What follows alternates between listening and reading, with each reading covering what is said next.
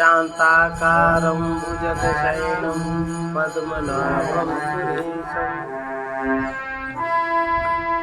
विश्वाधारं गगनसदृशं मेघवर्णं शुभांगं लक्ष्मीकान्तं कमलनयनं योगिभिर्ध्यानगम्यं वन्दे विष्णुं भवभयहरं सर्वलोकैकनाथं यं ब्रह्मा वरुणेन्द्ररुद्रमरुतास्तुमन्ति गिर्यैस्तवे वेदैः सामपदक्रमोपनिषदः गायन्ति यं सामगायस्यतनगरेण मनसा पश्यन्ति यमयोगिनो यशान्तं न विदुः सुरासुरगणा देवाय तस्मै।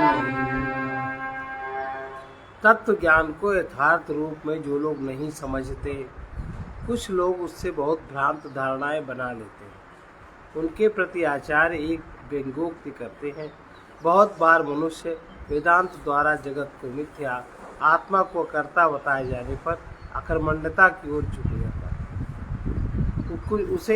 उसे कुछ भी कार्य करना व्यर्थ दिखाई देता है और भ्रांतियों को मूर्खों की, जो भ्रांति लोग बना लेते हैं, वो मूर्खों की कल्पना बताया गया है। तत्वबोध को पक्षाघात का रूप समझने वाले जो महामूढ़ हैं, उनके लिए महाधिया का व्यंग किया आचार्य ने। उनकी प्रज्ञा अति विशद नहीं, वरन अत्यंत तुच्छ है। ऐसे मूर्ख लोग कुछ भी कह सकते हैं, उन्हें भला कौन रोक सकता है। वर्तादेर प्रवृत्ति पुराणों केक्ति चेतदा जक्षन् क्रीडन रतिं विन्दन् नित्यश्रौषीर्न किं श्रुतिम्। अगर ऐसा कहो कि पुराणों में भरत आदि की अप्रवृत्ति का वर्णन, जैसे लोग जड़ भरत की कथा सुनाते हैं, उनको अप्रवृत्त बताते हैं किसी भी कार्य में, तो क्या तुमने जक्षण क्रीडन रतिम विंदन आदि श्रुति नहीं सुनी? तत्वबोध से अकर्मण्यता का अर्थ जो लोग लगाते हैं, वे मनुष्य भागवत आदि पुराणों से भरत आदि का उदाहरण प्रस्तुत करते हैं। वो उन लोगों ने पुराणों में पढ़ा नहीं होता है, वो गलत वर्णन करते हैं।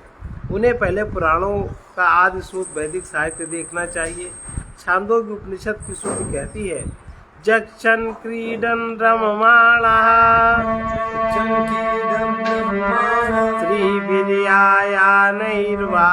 स्त्रीर्वीर्यायानैर्वा ज्ञातिर्भिर्वानोपजनम् स्मरन्निन्दं शरीरम।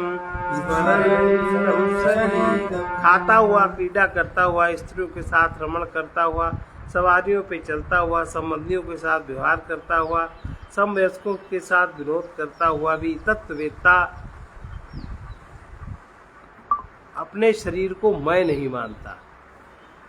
सब कुछ करता हुआ तत्वज्ञानी व्यक्ति अपने शरीर को मैं नहीं समझता। तात्पर्य यह है, ज्ञानी पुरुष अपने शरीर आदि से सब कर्म करते हुए भी अपने आत्मभाव में कुछ नहीं करता। भगवान श्री कृष्ण कहते हैं, तस्य कर्तारम अपि मां विद्य कर्तारम अव्ययम।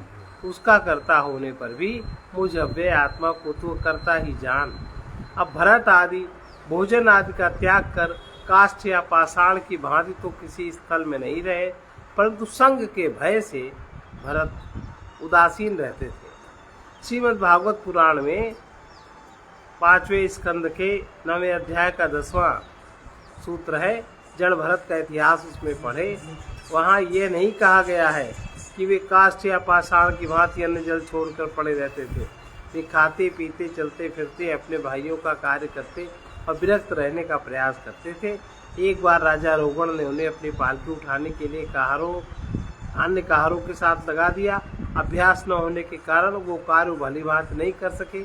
राजा ने उन्हें डांटा। इन्होंने कुछ ज्ञान की बातें उनसे कही। उसे सुनकर राजा पालकी से उतर पड़े और उनसे प्रश्नोत्तर होने लगा। जड़ भरत ने उन्हें संपूर्ण वेदांत ज्ञान का उपदेश दिया। इससे सिद्ध है कि जड़ भरत अकर्मण्य नहीं थे, वरन आसक्ति न कहीं हो जाए, आसक्ति में न पड़ जाए, इसके डर से घर गृहस्थी के जाल में नहीं रहे। वस्तुतः समस्या आसक्ति की है। उनके विषय में एक श्लोक कहते हैं, उसके विषय में अगले श्लोक में कहा गया है, संगी वाद्यते लोके निसंगा सुखमश्नुते, निसंगा सुखमश्नुते, तेन संगा परित्याज्य, तेन संगा परित्याज्य, सर्वदा सुखमिच्छता, सर्वदा सुखमिच्छता। इस लोक में विषयासक्त पुरुष ही बंधन में पड़ता है। अगर विषय की आसक्ति नहीं है तो कोई बंधन नहीं, और जो अनासक्त मनुष्य है वो सुख पाता है। इसलिए सुख चाहने वाले व्यक्ति के लिए आसक्ति सर्वथा परित्याज्य है। अगर आप सुख चाहते हो, कहीं भी आसक्ति को मत बनाओ। ज्ञानी पुरुष भी यदि आसक्ति में पड़ते हैं तो वे बंधन में रहकर दुखी होते हैं। व्यवहारिक जीवन में मानसिक सुख का साधन वैराग्य है। आत्मा का आनंद आत्मज्ञान से प्राप्त होता है। मानसिक सुख अनासक्त भाव से जीवन जीने से प्राप्त होता है। सुख की इच्छा स्वाभाविक है। हर व्यक्ति सुख चाहता है, किंतु आसक्ति में फंस जाने के कारण वो सुख के स्थान में दुख ही भोगता है। इसलिए आचार्य का आदेश है, सुख चाहने वाला व्यक्ति आसक्ति से दूर रहे। अगर वो सुख चाहता है तो आसक्ति न बनावे। अज्ञात्वा शास्त्र हृदयम् मूढ़ो वक्तन्यनान्यथा, मूढ़ो वक्तन्यनान्यथा, मूर्खाणां निर्णयस्त्वास्ताम्, मूर्खाणां निर्णयस्त्वास्ताम्, आत्मसिद्धांत उच्यते, अस्मत् सिद्धांत। मूढ़ व्यक्ति शास्त्र का तत्व न समझकर अन्यान्य बातें बोलने लगते हैं। इसलिए मूर्खों की बातें एक किनारे रखकर हम अपना सिद्धांत की बातें कहते हैं। समाज में सभी लोग शास्त्र का सम्यक ज्ञान तो नहीं रखते। अधिकांश व्यक्ति शास्त्र को देखते सुनते पढ़ते भी नहीं, अपनी मनगढ़ंत बातें बोलने लगते हैं। कभी कभी वो शास्त्र को बिना जाने ही उसके विषय में और भ्रामक बातें कहने का दुस्साहस करते हैं। इसलिए कई संप्रदाय आजकल ऐसे खड़े हो गए हैं जो निर्दोष वेद पुराणों को भी दोष का भंडार समझकर अपने को गुरु बताने लगे हैं, और एक गुरुड्रम उन लोगों ने चला दिया। इस समय समाज में चल रहा है कि नहीं चल रहा है? गुरुड्रम चला दिया। यद्यपि शास्त्रों का तात्पर्य समझना बहुत सरल नहीं है, तो भी उन्हें बिना समझे उन पर दोषारोपण करना मूर्खता नहीं बल्कि जघन्य अपराध है। इसलिए आचार्य कहते हैं, ऐसे लोगों की कच्ची बातों को एक ओर रखकर अपने सिद्धांत पर अडिग रहना चाहिए। अब आगे वाला चैप्टर है वैराग्य, बोध और उपरति। वैराग्य, वैराग्य से बोध, बोध से उपरामता। वैराग्य बोधो परमा, वैराग्य बोधो परमा, सहायास्ते परस्परम, सहायास्ते परस्परम, प्रायेण सह वर्तन्ते, प्रायेण सह वर्तन्ते, वियुज्यन्ते क्वचित् क्वचित्, वियुज्यन्ते क्वचित् क्वचित्। वैराग्य, बोध और उपरति ये एक दूसरे के सहायक है। प्रायः ये एक साथ रहते हैं। कहीं कहीं किसी किसी व्यक्ति में ये अलग अलग भी पाए जाते हैं। आध्यात्मिक विकास करते हुए पूर्णता का अनुभव करने के हेतु वैराग्य, बोध और उपरति ये तीन स्तंभ के समान हैं। तीन ऐसे खंभे हैं कि एक के बिना दूसरा नहीं होता, दूसरे के बिना तीसरा नहीं होता, और इन तीनों के बिना या एक के बिना आपको आत्मबोध भी नहीं होता। ये तीनों एक दूसरे के सहायक हैं। इसका तात्पर्य यह है, किसी दो की सहायता से तीसरे की प्राप्ति करना सरल है। इसलिए अधिकांश पुरुषों के जीवन में जब आध्यात्मिक विकास होता है तो ये तीनों गुण आ जाते हैं, किंतु इन तीनों गुणों के हेतु पृथक होने के कारण किसी किसी पुरुष में इनमें से कोई दो ही गुण विकसित होते हैं। इन तीनों गुणों का परिचय आगे बता रहे हैं। हेतु स्वरूप कार्याणि, हेतु स्वरूप कार्याणि, भिन्नान्येषां शंकरः, भिन्नान्येषां शंकरः, यथा यथावदवगन्तव्यः शास्त्रार्थं प्रविविच्यता इनके हेतु स्वरूप और कार्य भिन्न भिन्न है, इसलिए शास्त्र का विवेचन करने वाले पुरुषों को इसका भेद यथार्थ रूप से जानना चाहिए। वैराग्य, बोध और उपरति, इन तीनों के लक्षण क्या? वैराग्य किसे कहते हैं? हम लोग वैराग्य की कल्पना बहुत दूसरी करते हैं।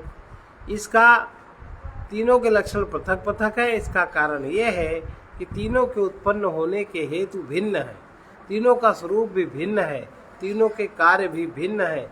इसलिए शास्त्र का विवेचन कर उसका ठीक ठीक अर्थ समझने के लिए वैराग्य आदि तीनों गुणों को यथावत समझ लेना चाहिए। पहले वैराग्य का निरूपण करते हैं। दोष दृष्टिर्जिहासा च पुनर्भोगेष्वदीनता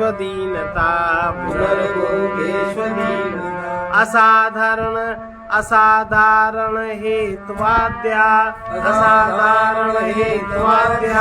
वैराग्यस्य त्रयोप्यमी त्याग की इच्छा और त्याग किए गए, त्याग की इच्छा और एक बार त्याग दिया, पुनः भोगने में उदासीनता, जिस चीज को त्याग दिया उसको पुनः भोगने में इच्छा का भाव, उदासीनता, ये तीनों वैराग्य के असाधारण हेतु स्वरूप और कार्य है। नंबर 1, दोष दृष्टि। वैराग्य में तीन बातें। नंबर 1 दोष दृष्टि, नंबर 2 त्याग की इच्छा और त्याग किए भोगों को पुनः भोगने में उदासीनता। ये तीनों वैराग्य के असाधारण हेतु है, उनका स्वरूप है और वैराग्य का कार्य भी यही है। वैराग्य का हेतु दोष दृष्टि है। अब कह दो हम सब में दोष देखें, कैसे दोष देखोगे? सब में दोष देखो, जन्म मृत्यु जरा व्याधि दुख दोषानुदर्शनम। जहाँ दोष है वहाँ दोष देखना वैराग्य का आरंभ है। जन्म जन्मत मरत दुसह दुख होई, मृत्यु बुढ़ापा व्याधि दुख दोषानुदर्शनम। जन्म मृत्यु जरा और रोग में दुख और दोषों का बार बार विचार करना। ये गीता में लिखा, गीता के 13वें अध्याय का 8वां श्लोक है। शरीर धारण कर जन्म लेना कोई सुखद घटना नहीं है।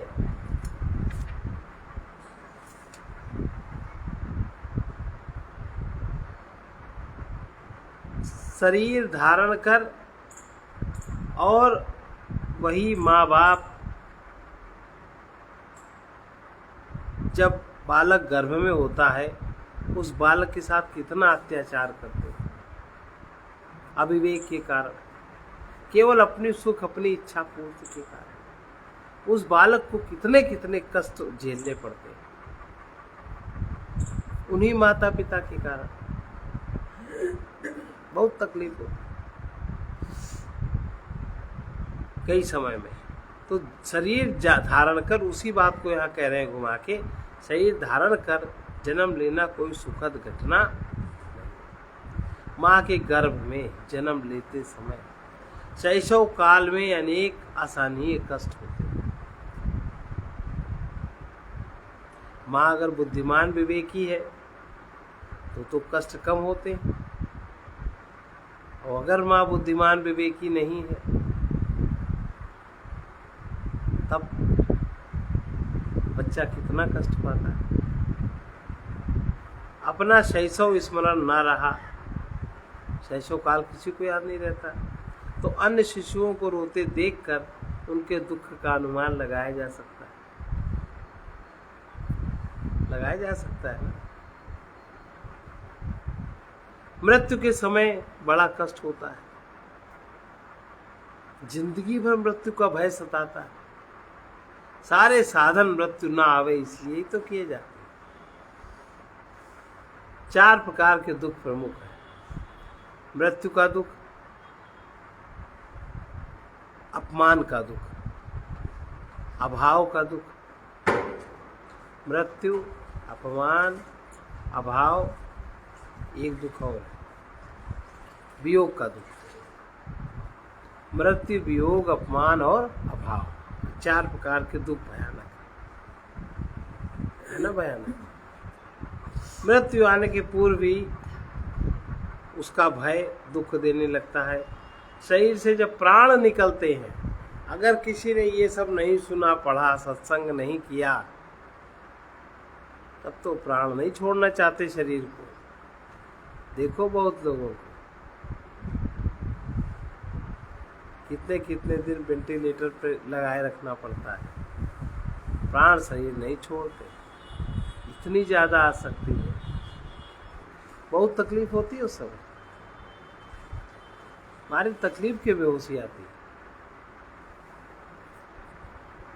शरीर से प्राण निकलते समय कष्ट होता है, और स्त्री, पुत्र, परिवार आदि छूटने का मानसिक दुख भी होता है। दुख भी होता है शरीर छूटते समय, और शारीरिक कष्ट भी होता है।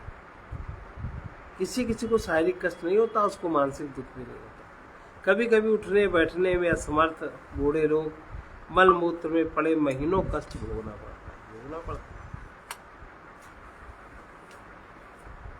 वृद्धावस्था के भी अपने कष्ट हैं। शरीर की शक्ति घटती जाती, चलने फिरने काम करने की सामर्थ्य नहीं रहती, परिवार के लोग उपेक्षा करते हैं, कोई बात नहीं सुनता, शरीर में नए नए प्रकार के रोग लग जाते हैं। शरीर तो सदा ही व्याधि मंदिर है, सारे जीवन रोग सताते रहते हैं।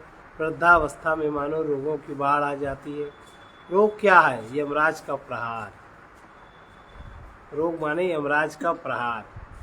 यम सेना की विमल ध्वजा जब जरा दृष्टि में आती है, करती हुई युद्ध रोगों से देह हारती जाती है।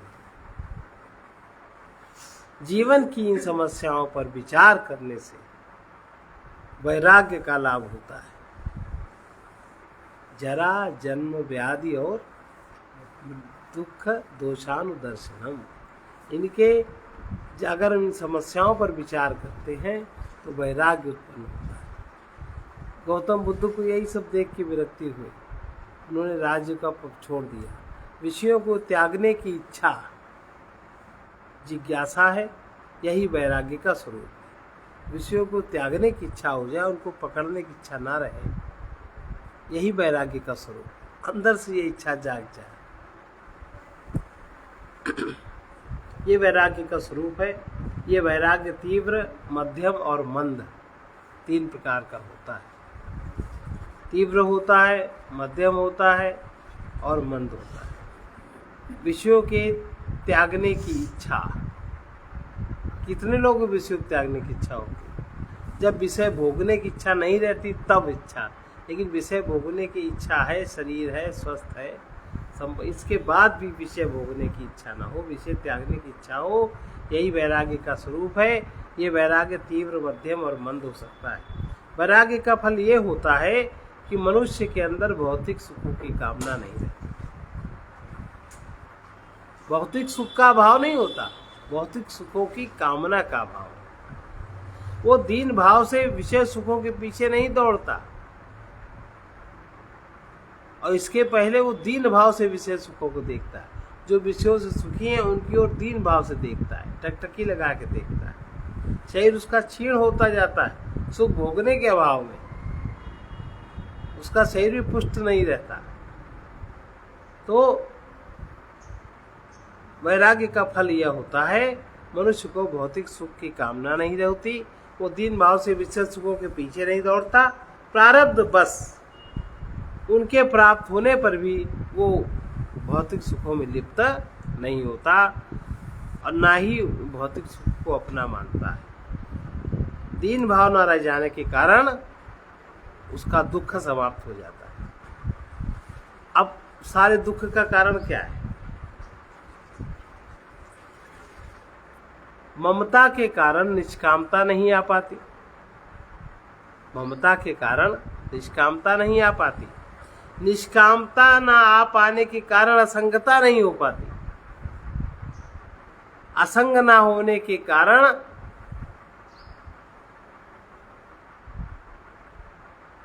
जीव मुक्त नहीं होता, और मुक्त ना होने के कारण भक्त नहीं होता, और भक्त ना होने के कारण उसको आनंद का अनुभव नहीं होता, अभिन्नता नहीं होती। फिर से इसको देखें, निष्कामता ना आने के कारण क्या कहा था? निष्कामता ना आने के कारण क्या है? ममता। ममता के कारण निष्कामता नहीं आती। आपकी जहां जहां ममता है उससे सुख चाहते हो कि नहीं चाहते? और जहां ममता नहीं उससे सुख की चाह नहीं, तो सब दुखों का जड़ मेरा मानना, उन्हें अपना मानना। ममता के कारण निष्कामता नहीं आती, और निष्कामता के कारण असंगता नहीं होती। असंगता ना होने के कारण आपके अंदर विरक्ति नहीं होती, वैराग्य नहीं होता।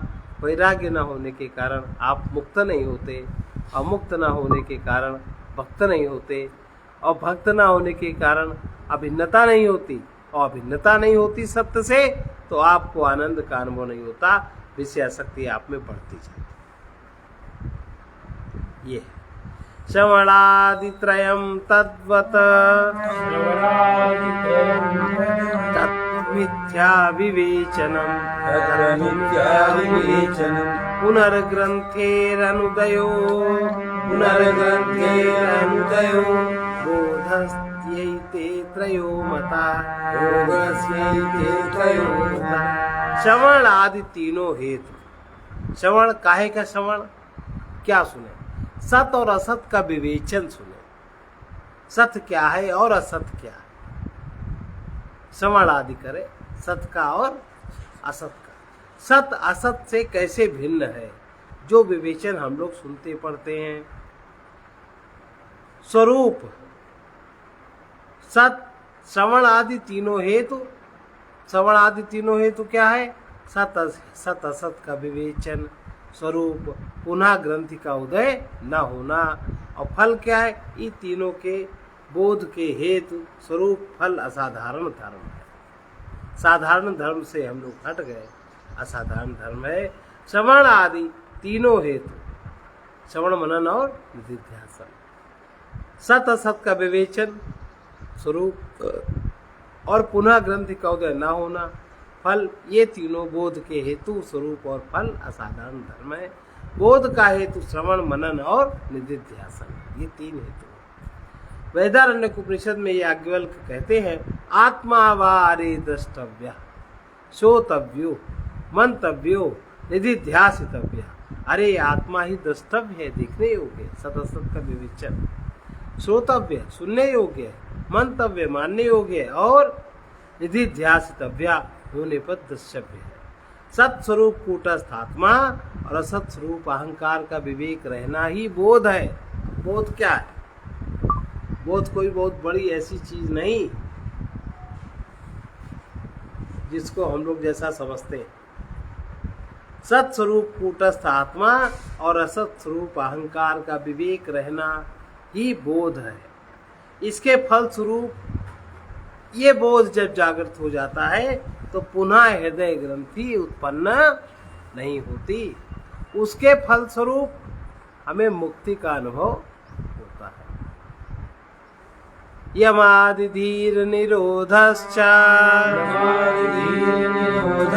व्यवहारस्य संक्षयः स्युर्हेत्वाद्या उपरते इत्यशंकरैरितः।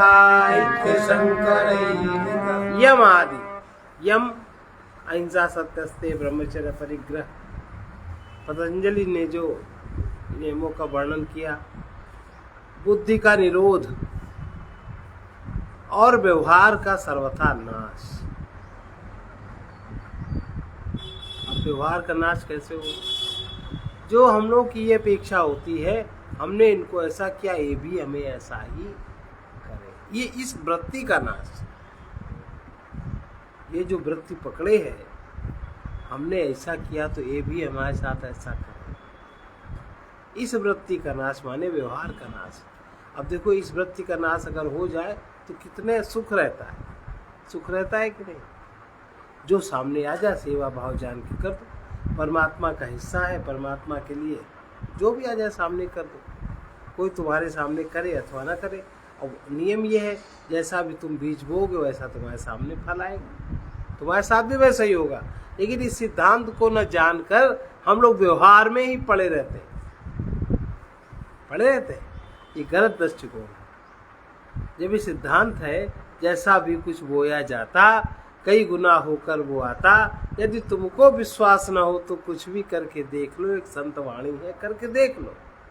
इस जग में तुम कितना ही स्वच्छंद विचर कर देख लो, तृप्ति न होगी फिर भी कौतुक इधर उधर के देख लो। लेकिन हम लोग तब भी व्यवहार के पीछे पड़े रहते। हम ऐसा क्यों करें, उन्होंने हमारे साथ क्या ऐसा किया, ऐसे कर।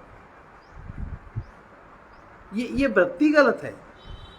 ये वृत्ति में परमार्थ से भ्रष्ट करती है, परमार्थ से पतित करती है, सत्य से हमें हटाती है, काल्पनिक जगत में ले जाती है, और फिर इसी का चिंतन करने में कितने कितने उलझाव होते हैं। तो यमादि बुद्धि का निरोध, व्यवहार का सर्वथा नाश, व्यवहार का सर्वथा नाश, ये उपरत के क्रमशः हेतु स्वरूप और फल है। उपरामता कैसे आए,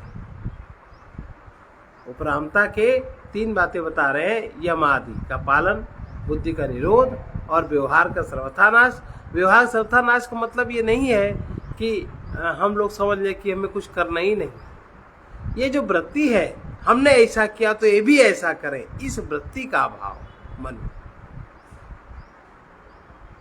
अब यहाँ आप ऐसा नहीं चाहते तो यहाँ आके सुखी होते कि नहीं होते, सुख होता है कि नहीं होता। तो ये उपरत के कर्मशः हेतु स्वरूप और फल है। इस प्रकार वैराग्य बोध और उपरति की पृथकता कही गई है। यम आदि से पतंजलि के योग सूत्र में वर्णित अष्टांग योग से सूचित होता है। ये अष्टांग योग के 8 अंग है। यम, नियम, आसन, प्राणायाम, प्रत्याहार, धारणा, ध्यान और समाधि। ये उपरत के हेतु हैं। समाधि 2 प्रकार की है, सविकल्प समाधि, निर्विकल्प समाधि।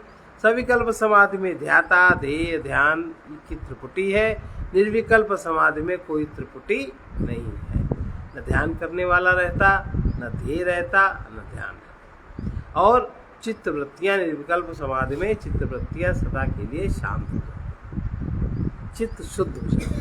चित्त का शुद्ध हो जाना ही निर्विकल्प समाधि की उपलब्धि है। चित्त का सर्वथा शांत हो जाना निर्विकल्प समाधि की उपलब्धि है।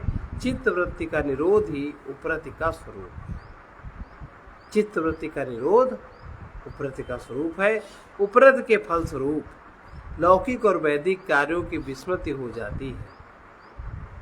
उपरामता जैसे जैसे बढ़ती जाती है वैसे वैसे लौकिक कार्य आपके माने हुए और वैदिक कार्य आपके माने हुए सुख के लिए जो आप अनेक प्रकार के झंझट जिंदगी में पाले हैं, सबसे शांति मिलती है। तत्वबोधा प्रदानम स्यात् साक्षात् मोक्ष प्रदत्वतः बोधोपकारिणा वेतौ वैराग्यो परमाबुभौ तत्वबोध साक्षात मोक्ष प्रदाता होने के कारण मुख्य है। तत्वबोध से साक्षात व्यक्ति अपने बंधन से अपने को छुड़ा लेता, छूट जाता है। वैराग्य उपरति दोनों ज्ञान प्राप्ति में सहायक हैं। वैराग्य बोध और उपरति ये बोध प्रधान है, शेष 2 उसके सहायक है। इसका कारण यह है मुक्ति की प्राप्ति आत्मबोध से ही होती है।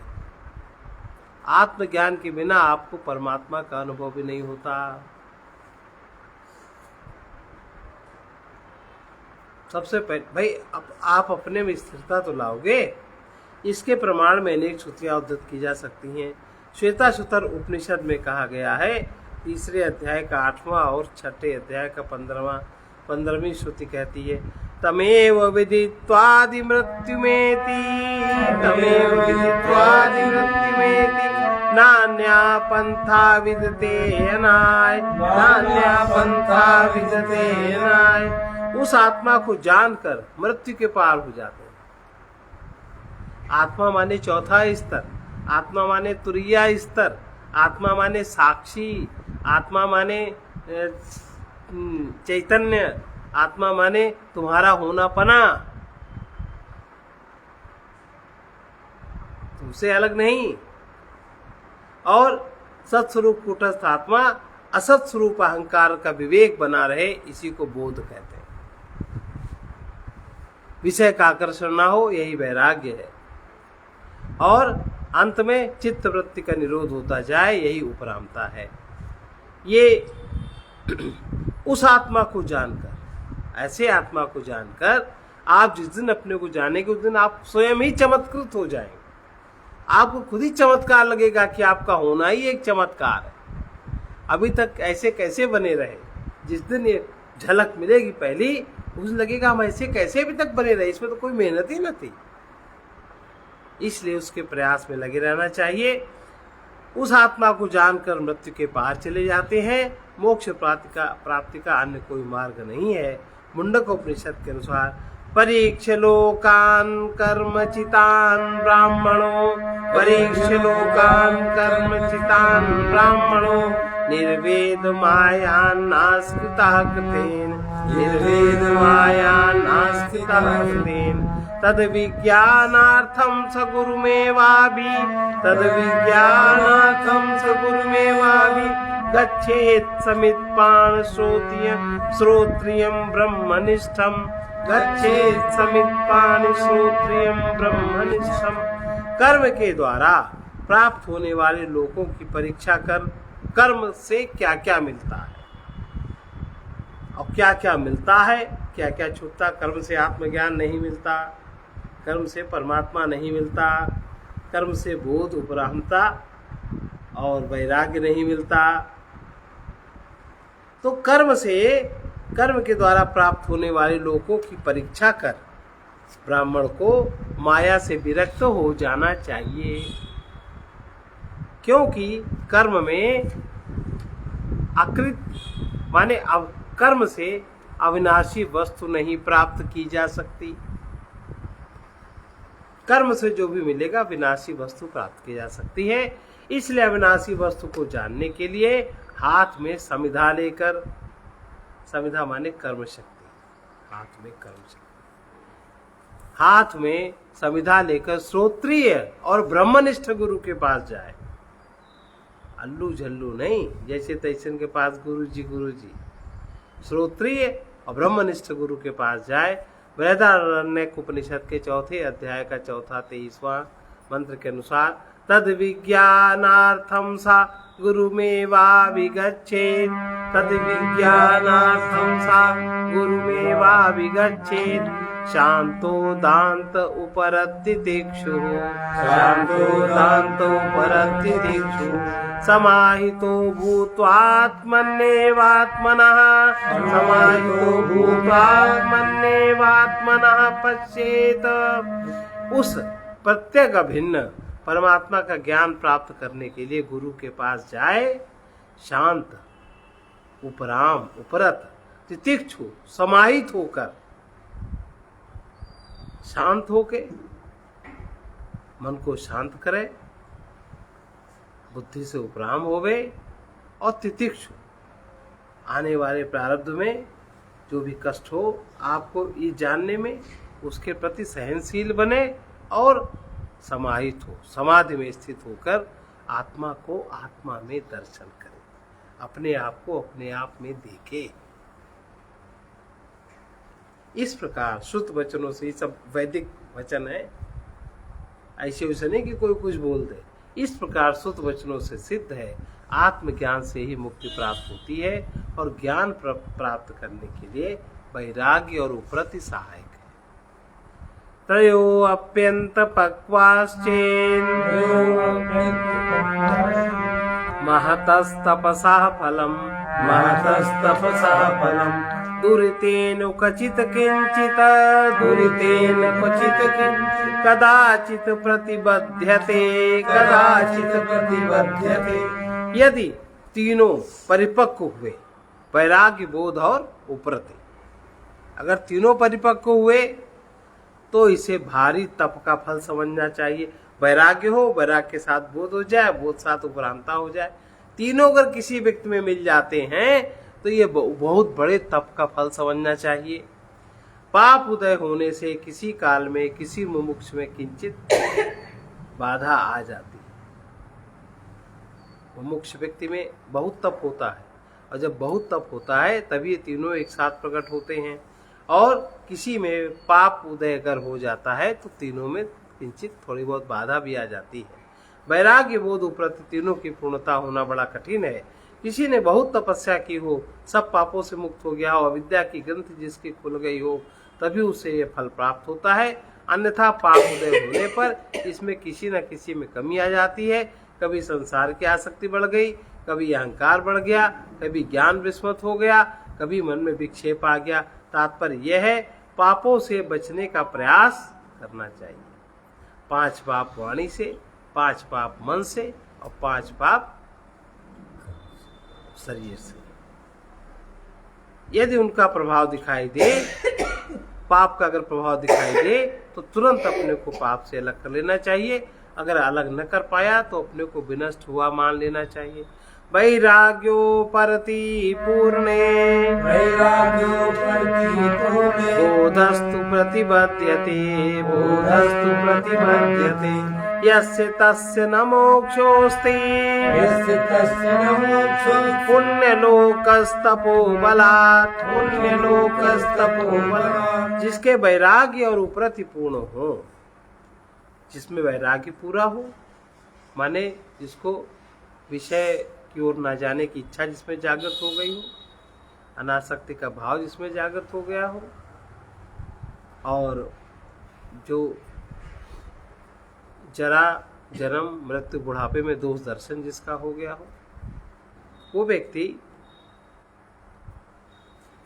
वैराग्यवान और उपरामता जिसकी पूर्ण हो, किंतु जिसका बोध पूरा ना हो, बोध उसको न हुआ हो, तो उसे भी अपने मुक्त स्वरूप का अनुभव नहीं होता, किंतु उसे तपोबल से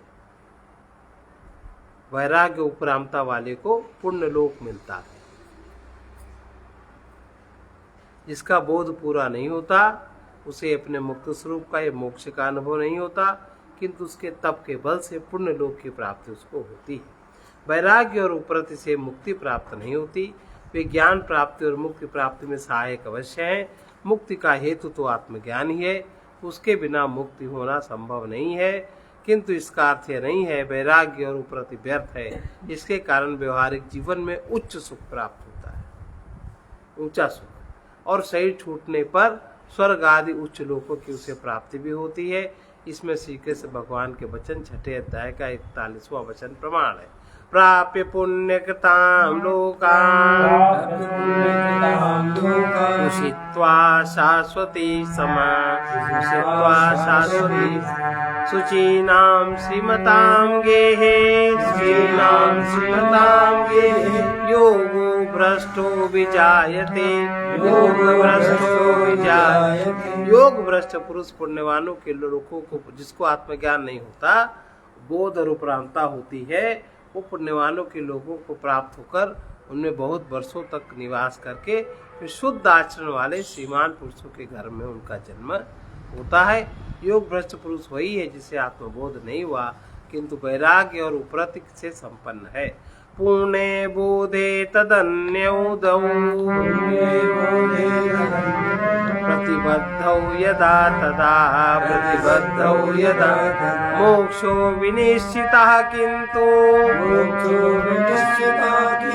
दृष्ट दुःखम न नश्यति यदि बोध पूर्ण हो जाए, वैराग्य और उपरति कम रहे तो फिर पूर्णता हो गई। कुल मिला के लक्ष्य बोध ही तो आत्मज्ञान है। आत्मज्ञान से फिर अनंत परमात्मा में, ईश्वर में, ब्रह्म में यात्रा शुरू होती है। ये और मोक्ष तो निश्चित हो जाएगा, किंतु दृष्ट दुख नष्ट नहीं होंगे। जो दुख है, वैराग्य न होने के कारण जो दुख है, उपरामता न होने के कारण दुख है, वो दुख उसको भोगना पड़ेगा। अब वैराग्य और उपरति की न्यूनता का फल बता रहे हैं। ऐसे पुरुषों का दृष्ट दोष निवृत्त नहीं होता। दृष्ट दोष व्यवहारिक जीवन के क्लेश है। व्यवहारिक जीवन के क्लेश को दृष्ट दोष कहते हैं। यदि वैराग्य और उपरति पूर्ण न हुए तो सत्व गुण की कमी अवश्य है। वैराग्य और उपरति तब होते हैं जब सत्व गुण बढ़ जाता है।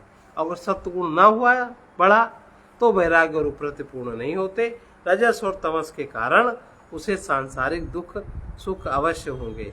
ऐसा व्यक्ति आत्मबोध होते हुए भी जीवन मुक्त नहीं हो सकता, किंतु शरीर छोड़ने के बाद विदेह मुक्ति उसको अवश्य प्राप्त होती है। जीव का संसार दो प्रकार का है, एक तो जन्म मरण रूप, दूसरा व्यवहार में विक्षेप उत्पन्न कर सुख दुख देने वाला। आत्मबोध से जन्म मरण रूप संसार समाप्त होता है। यदि ज्ञानी पुरुष को वैराग्य और उपरति भी प्राप्त हो तो वो जीवन मुक्ति प्राप्त करता है, और जीवन मुक्ति प्राप्त करने पर केवल वैराग्य और उपरति से किसी प्रकार की मुक्ति संभव नहीं है। उसे केवल इस लोक और परलोक के सुख उसी प्रकार मिलते हैं जैसे पुण्य कर्म करने वाले मनुष्यों को सुख मिलते हैं। बस आज इतना ही। श्री राम जय राम जय जय राम, श्री राम जय राम जय जय राम। इस जग में कितना ही तुम स्वच्छंद विचर कर देख लो, तृप्ति न होगी फिर भी कौतुक इधर उधर के देख। श्री राम जय राम जय जय राम, श्री राम जय राम जय जय राम, श्री राम जय राम जय जय राम, श्री राम जय राम जय जय राम। इस जग में कितना ही तुम स्वच्छंद विचर कर देख। इस जग में कितना ही तुम स्वच्छंद विचर कर देखो, तृप्ति न होगी फिर भी कौतुक इधर उधर के देख लो। तृप्ति न होगी फिर भी कौतुक इधर उधर के देखो। जिस सुख को प्राणी अपनाता, जिस सुख को प्राणी अपनाता, वही ईश से विमुख बनाता, वही ईश से विमुख बनाता। सुख ही है सर्वत्र न जाता, सुख ही है सर्वत्र न जाता, सुखासक्त प्राणी दुख पाता, सुखासक्त प्राणी दुख पाता। नहीं समझ में आए तो, नहीं समझ में आए तो जी भर कर देख लो। जी भर कर देख लो। तृप्ति न होगी फिर भी कौतुक, तृप्ति न होगी फिर भी कौतुक इधर उधर के देख लो, इधर उधर के देख लो। सीखो जग में सेवा करना, सीखो जग में सेवा करना, सीखो दुखियों के दुख हरना, सीखो दुखियों के दुख हरना, सीखो भव से पार उतरना, सीखो भव से पार उतरना, सतपथ में अब कहीं न डरना, सतपथ में अब कहीं न डरना। जो आया है जाएगा वो, जो आया है जाएगा वो, धीरज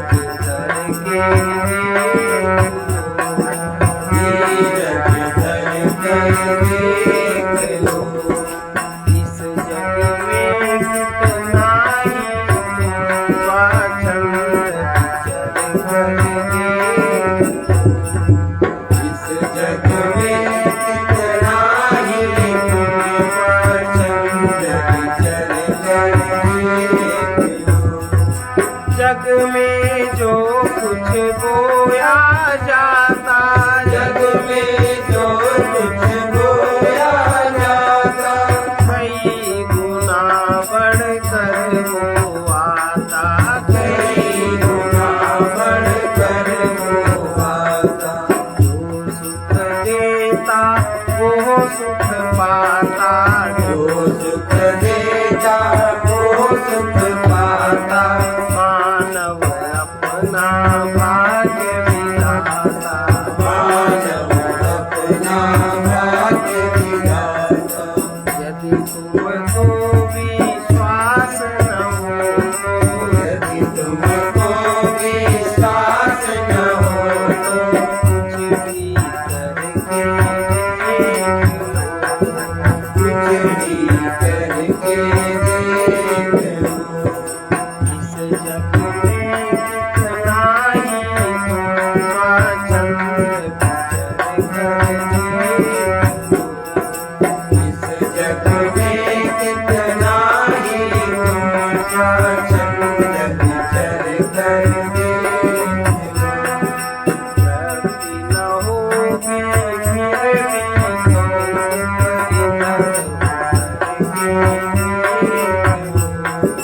धरती न होगी फिर भी तो तुम इधर उधर के देख लो। जिसको तुमने अपना माना, जिसको तुमने अपना माना, यहाँ किसी का नहीं ठिकाना, यहाँ किसी का नहीं ठिकाना। निश्चित है जिसका छूट जाना, निश्चित है जिसका छूट जाना, व्यर्थ न उससे मोह बढ़ाना, व्यर्थ न उससे मोह बढ़ाना। तन में रहते हुए पथित तुम, मन में रहते हुए पथित तुम, मन से मर कर देख लो। मन से मर कर देख लो। इस जग में कितना ही तुम स्वच्छंद विचर कर देख लो। इस जग में कितना ही तुम स्वच्छंद विचर कर देख लो। रति न होगी फिर भी तुम इधर उधर के देख लो। धरती न होगी फिर भी तो तुम इधर उधर के देख लो। संत वचन है, मृत्यु के मूल्य पर अमृत मिलता है। सत्य को पाने के लिए मैं को मिटाना होता है। चिदात्मा और अहंकार, इन दोनों को अलग अलग देखना बोध है। वो मैं को मिटाना होता है। दर्शन ही बाह्य जगत में लाया है, दर्शन ही अंतर सत्ता में ले जाएगा। मन से इंद्रियों के सहारे जो कुछ पकड़ा जाता है उसको और उसके परिणाम को विवेक में देखा जाता है। चित्त शांत हो, शून्य हो, निर्विकार हो, तभी दर्शन संभव है। कृष्णाय वासुदेवाय कृष्णाय वासुदेवाय हरे परमात्मने हरे परमात्मने प्रणतक्लेशनाशाय प्रणतक्लेशनाशाय गोविन्दाय नमो नमः। गोविन्दाय नमो नमः। ॐ पूर्णमदः पूर्णमिदं पूर्णात् पूर्णमुदच्यते पूर्णस्य पूर्णमादाय पूर्णमेवावशिष्यते। ॐ शान्ति शान्ति शान्तिः।